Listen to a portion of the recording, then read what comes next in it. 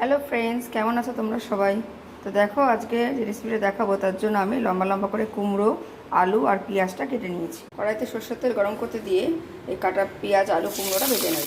এর মধ্যে আমি অল্প করে নুন অ্যাড করে দিলাম আর হলুদ অ্যাড করে দিলাম। ভালো করে এটাকে একটু ভাজা ভাজা করে নেব। হতে হতে এদিকে তোকে একটা ডিম ফাটিয়ে নিয়েছি, এর মধ্যে অল্প নুন দিয়ে আমি এটাকে ফাটিয়ে নেব। দেখো, ডিমটা ফাটানোর পর আরেকটা পাত্রের মধ্যে আমি একটা পাউরুটিকে ছোটো ছোটো টুকরো করে কেটে নিয়েছি। এদিকে দেখো আমার ভাজাটা হয়ে এসছে, এটা নামিয়ে ফেলবো। যে বাটিটার মধ্যে আমি ডিমটা ফেটিয়েছিলাম এই আলু ভাজাটা এর মধ্যে আমি দিয়ে দেবো। এবারে এই আলু ভাজাটার সাথে আলু, কুমড়ো, পেঁয়াজটা যেটা ভেজেছিলাম এর সাথে ভালো করে মিশিয়ে নেবো। পর এর মধ্যে কেটে রাখা ছোটো ছোটো পাউরুটি টুকরোগুলো মিশিয়ে দেবো। দেখো, ভাজার পর যে তেলটা রয়ে গেছিলো ওর মধ্যে মিশ্রণটা দিয়ে দেবো। দেখো, তেলটার মধ্যে আমি মিশ্রণটা দিয়ে দিয়েছি, দিয়ে একটু ভাজা ভাজা করে নেবো। তারপর আমার এক পিঠটা ভাজা হয়ে গেছে, আমি উল্টে দিয়েছি, দিয়ে আর এক পিঠটা ভাজা হচ্ছে। তো দেখো, আমার চটজলদি ব্রেকফাস্টটা রেডি হয়ে গেছে।